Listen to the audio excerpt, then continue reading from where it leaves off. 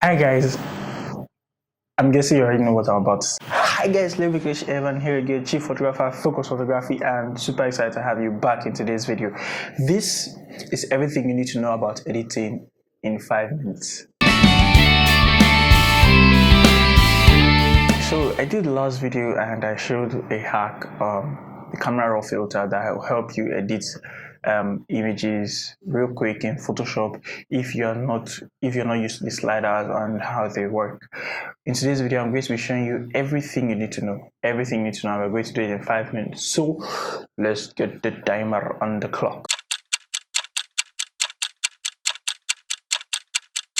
I'm going to be talking real fast, so just try and keep up, try and follow up. If there's anything you miss, just rewind and you'll be fine. The first thing I'm going to start with is exposure. There are three parts of editing that you need to understand. The first part is exposure, the second part is color, and the last part is toning. When it comes to exposure, there are like subtopics here. I'll call them subtopics. Okay, so under exposure you have shadows, highlights, whites and blacks. If you go to the camera raw filter dialog box, you see exposure, contrast, shadows, highlights, whites and blacks.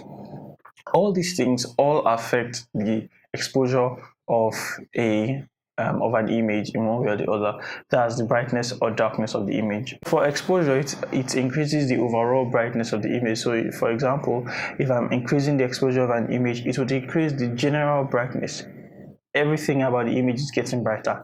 Contrast is, if you increase the contrast, you're increasing the general darkness. Everything just looks darker.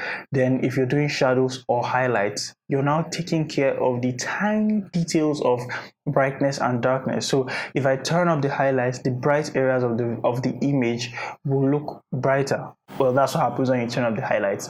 The brighter areas of the image just look brighter and all that. So it now depends on the feel you want for the image. Depending on the kind of image you're editing or the kind of image you want to tell, the kind of story your image wants to tell. Some people might raise their highlights all the way up, or you could turn it all the way down and get that dark feel on the highlights of the image. Same thing goes for shadows, the darker areas. Most times when editing photos, anywhere that is not bright will be regarded as a shadow. So I remember one time I was editing an image and I was reducing the shadows, and it was a human being's face. The whole face was just getting dark, and I was like, this is the face of the shadow. Now, whites and blacks also work like highlights and shadows. However, there are more of the details now. It's like the details of the details. So the details of the highlights are what whites and blacks affect. That is when you are editing with camera raw filter. These things also apply to Lightroom too. You will find most of these sliders, most of these options in Lightroom. So and many other editing apps, even on mobile editing apps, you might not see whites and blacks, but you will see highlights and shadows. So these things, this applies to various options for editing. Now, moving on to color, there are just about 3 or 4 things that you need to know under color, and that is hue, saturation, luminance, and vibrance. Okay, that's 4. Yeah, that's 4. So hue, saturation, luminance, and brightness and vibrance. Hue, saturation, luminance, and vibrance. Now, hue is the general color of the image. It's just like exposure, however, for color. So if I increase the hue, if I move the hue to one end or the other, it just changes different colors on the image depending on where I'm working on. For example, when you're using if you use the normal hue and saturation in Photoshop without camera raw filter, it would, if you shift the hue sliders, it will just affect the general colors in the image. That's when you use when the option at the top is on master, it just affects general colors. However, this is how hue is supposed to work. When you want to use hue, you have to pick one color. There's always an option of colors. So let's say this shirt I'm wearing right now is supposed to be color green, but there's a blue in the background or a blue somewhere, and I want the green to look like blue. You can do that for you. That is how you can change the color of anything with hue. I will do a more a more detailed video about hue later on the channel, where I show you how to change the color of anything in your images and videos too. Anyway, okay, so saturation is the general color of the image.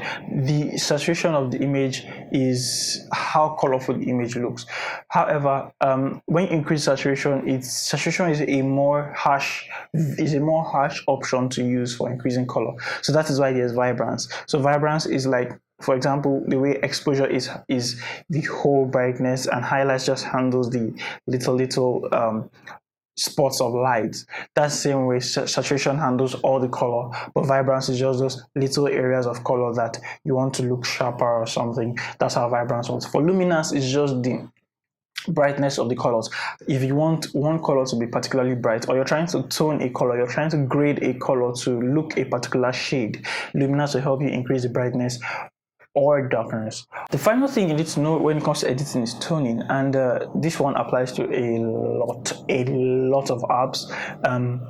Toning is more of trying to like create a color effect on the image. You would see, I will use camera raw filter for example. In camera raw filter, you will see split toning, and that's where you have highlights and shadows. So you can now tweak the colors of the highlights and the colors of the shadows, which is the bright and dark areas of the images, and tweak the colors to make it look somewhat dramatic, or whatever figure you're trying to get. Some other options that you might also see on editing apps are clarity and dehaze. These also help in making the image, creating a feel for the image. When you reduce the clarity, it gives this blur-like, angelic feel to the image, and when you increase it, gives this punchy kind of stuff. Okay, so as for dehaze, it increases when you increase the dehaze slider, when you increase the dehaze slider, it reduces the white kind of areas of the image. There's some dusty like feel that you might be having on the image. It reduces that. Then when you increase it decreases those dust like white stuff that could be showing up in the image. Well guys, that's all you need to know about editing under 5 minutes. I don't know if I've exceeded 5 minutes.